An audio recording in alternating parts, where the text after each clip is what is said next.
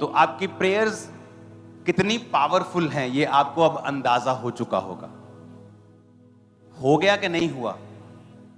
समझ आ गई आपको कि आपकी प्रेयर्स ने सब कुछ चेंज कर दिया। आपको अंदाजा हो गया होगा कि मेरी प्रेयर्स सचमुच परमेश्वर सुनता है उसे। वचन कहता है कि एस्तर ने कहा, जब राजा ने आज्ञा निकाल दी, किसी विरोधी ने कहा कि ऐसी ऐसी जाति है एक, ये ना तो लंगर खाती है ना प्रसाद खाती है और ना ही किसी और परमेश्वर को मानती है, इनको मार दो।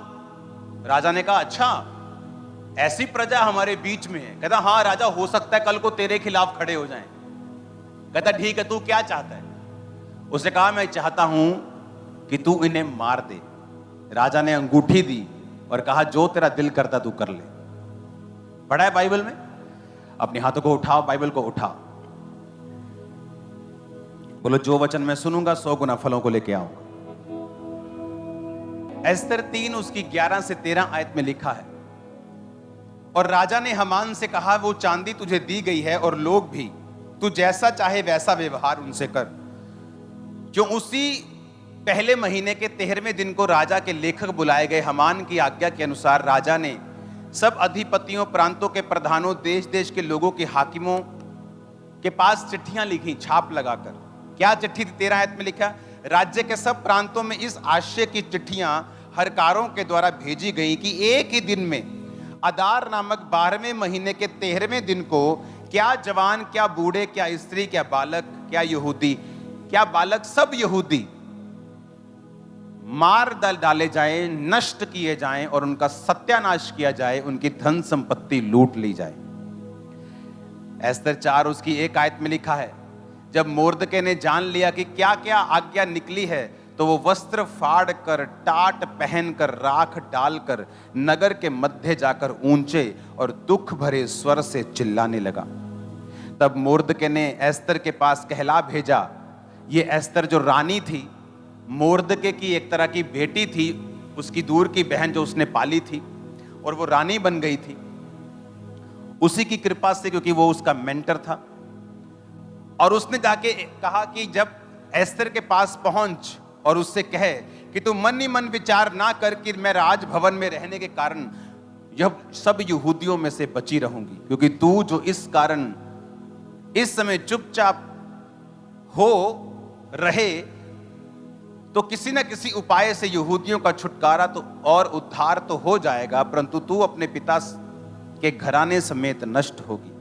क्या जाने तुझे ऐसे ही कठिन समय के लिए राजपद मिल गया हो।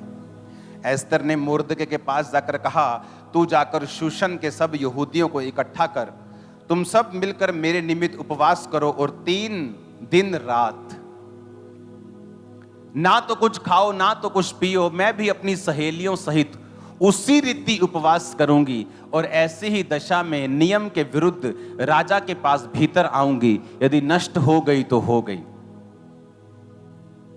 हालेलुया। एस्तर 5 उसकी 1 से 8। तीसरे दिन एस्तर अपने राजकीय वस्त्र पहनकर राजभवन के भीतर आंगन में जाकर राजभवन के सामने खड़ी हो गई, और राजा राजभवन में राजगद्दी पर भवन के द्वार के सामने विराजमान था।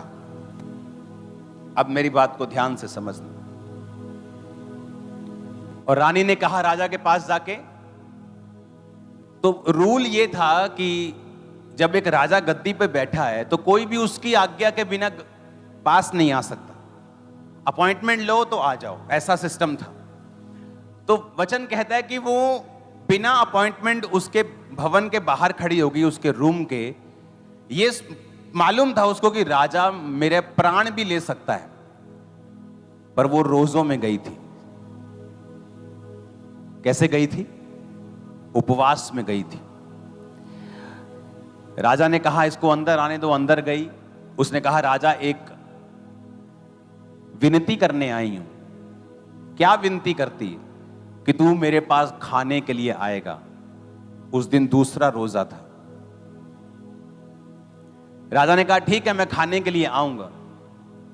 तब 6 आयत में लिखा, भोज के समय जब दाख मधु पिया जाता था, तब राजा ने एस्तर से कहा तेरा क्या निवेदन है वो पूरा किया जाएगा। तू क्या मांगती है? मांग, आधा राज्य तुझे दे दूंगा। एस्तर ने कहा मेरा निवेदन जो मैं मांगती हूं वह ये है, यदि राजा मुझसे खुश है और मेरा निवेदन सुनना और जो वरदान मैं मांगू वो देना चाहता है, तो राजा और हामान कल उस भोज में आए जो मैं उनके लिए रखूंगी। कहती है अगर तुम मुझसे खुश है, मुझे आधा राज नहीं चाहिए, कल मेरे पास खाने के लिए फिर आना। और उसने क्या पिया था? 6 आयत में क्या लिखा है? पढ़ो 6 आयत में। भोजन के समय क्या पी रहा था? क्या होता है ये? अल्कोहल वाली ड्रिंक, शराब बोलते जिसको। क्या पी रहा था राजा?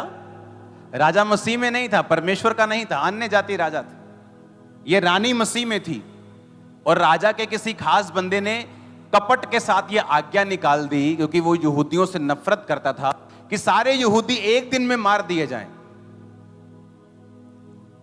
जब मोर्दके को बात मालूम हुई तो उसने रानी से कहा कि तू अंदर जो गई है ना, राजगद्दी के ऊपर बैठी है, शायद परमेश्वर ने तुझे भेजा है, अब आलसी मत होना।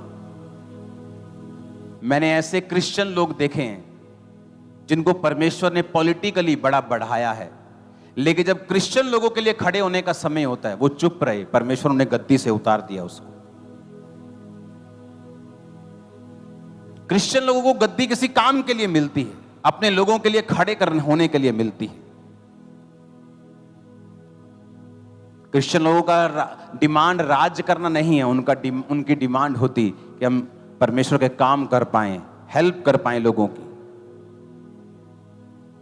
क्योंकि यीशु ने कहा हमारा राज यहां का नहीं। हालेलुया।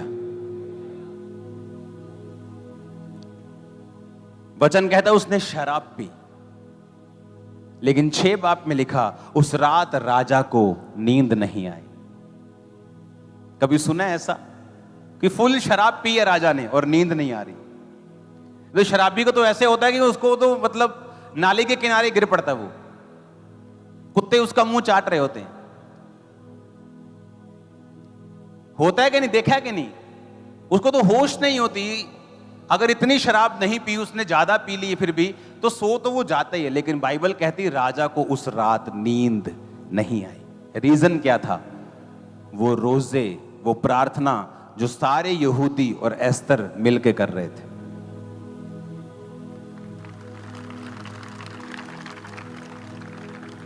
नेचर के खिलाफ, एटमॉस्फेयर के खिलाफ परमेश्वर ने काम किया।